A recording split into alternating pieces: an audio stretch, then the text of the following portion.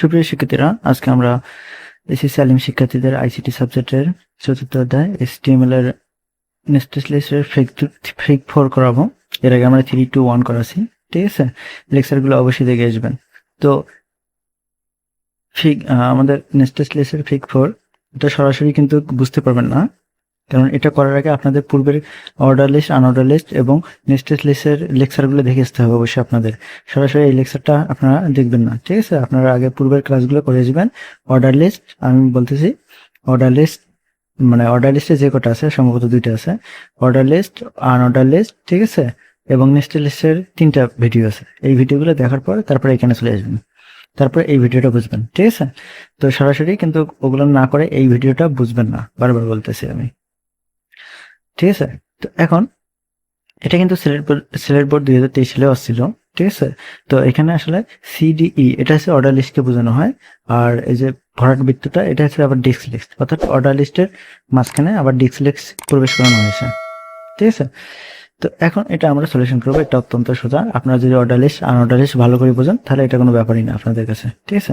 তো আপনাদের আমরা সরাসরি নিয়ে যাচ্ছি আমাদের নোটপ্যাড সফটওয়্যারে, কারণ HTML কোড করার জন্য আমাদের নোটপ্যাড ব্যবহার করা হয়।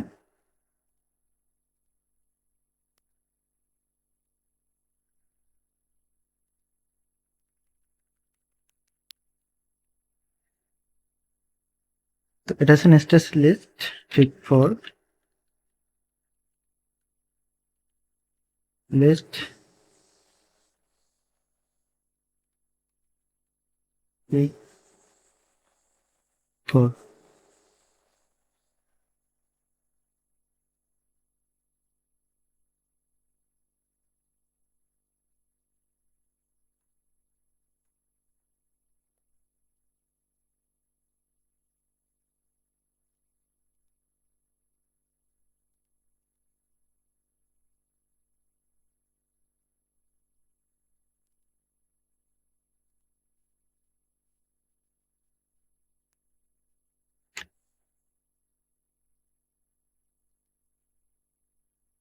Nested list.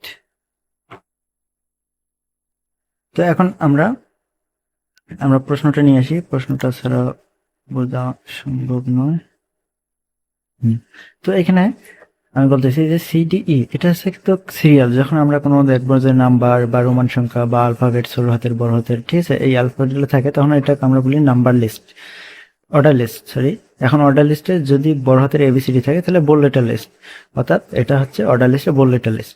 তো এখন আমরা এটার জন্য আমরা অর্ডার লিস্ট ওপেন করবো। Order list type equal apostrophe হচ্ছে আলফাবেট, সরি,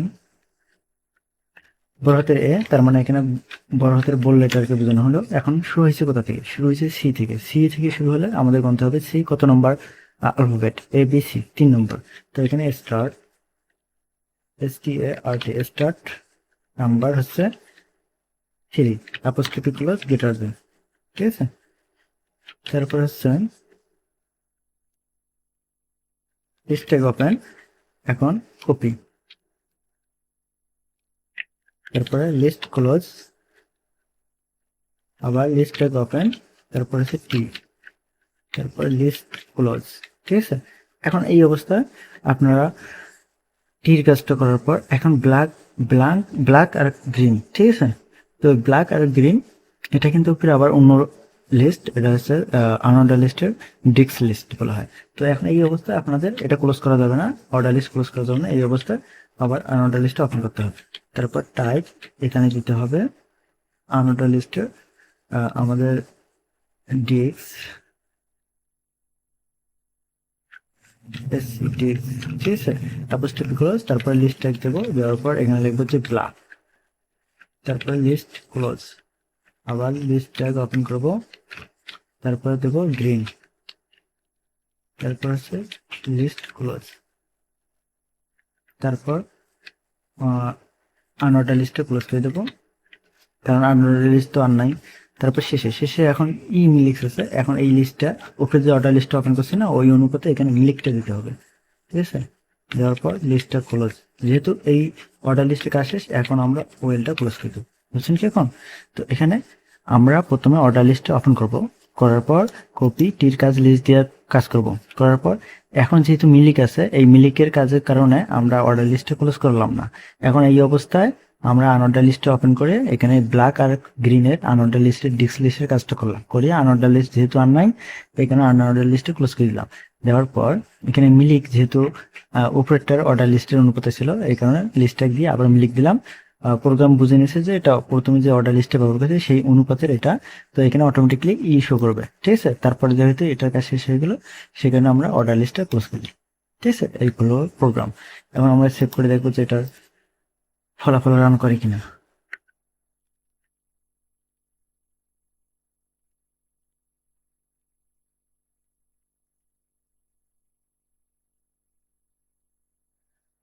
.html সেভ করবো।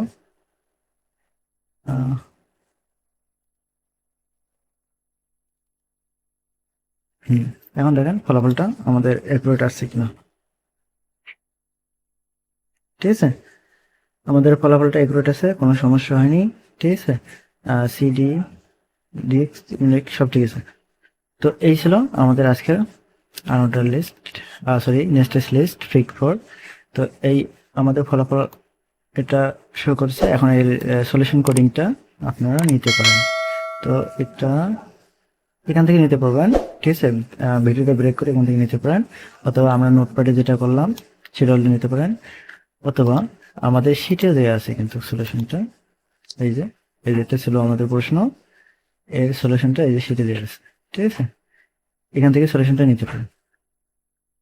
তো এখন এই শিটগুলো কিন্তু প্রতিটি আমাদের ভিডিওর যে অধ্যায় হোক না কেন, প্রতিটি অধ্যায়ের প্রতিটি ভিডিওর নিচে ডিসক্রিপশন বক্সে পিডিএফ আকারে দেওয়া থাকে। চাইলে এটা প্রিন্ট করে নিতে পারবেন ডাউনলোড করে, আবার চাইলেও ফোনে বা কম্পিউটার ইউজ করতে পারবেন কোনো সমস্যা ছাড়াই। ঠিক আছে, তো আমাদের চ্যানেলটাকে সাবস্ক্রাইব করবেন এবং বন্ধুদের সাথে শেয়ার করবেন। সবাইকে ধন্যবাদ, আজকে এ পর্যন্তই।